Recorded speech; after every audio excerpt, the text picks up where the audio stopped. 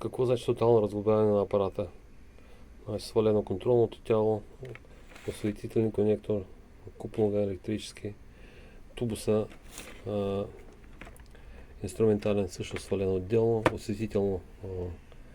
осветителен тубус също свален. Прави се инспекция. На осветителен тубус нямам забележки, обаче тубус инструментален, той се лечи, че тук има една пъпка, което не е хубаво, не е по стандарт. И самия тубус станал супер мек. Той ще подлежи на подмяна. Това е механиката на апарата. Това са жила движения, шарнирната част, металната оплетка и гумичката. Това са броня жила и се казват благодени. Всичко това ще се сменя. По този начин ще се има чисто нова механична част на апарата. Това са черволаците. CCD чипа заедно с осветително биопсийния канал се намира в тази кутийка.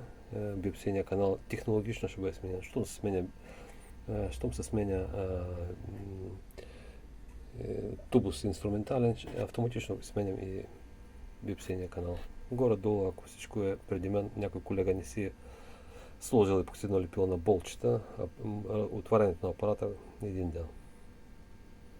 Един работен ден. И след това почва поръчка на резервни части, плюс сглобяването, херметизация. Да, направени са всички, проверени са гумени пръстени, да се види как са, що са, дали са О-образни, а не са квадратни, где са задължително трябва да се сменят. Това е. Сглобяването заради лепилата горе-долу отнема 2 седмици максимум.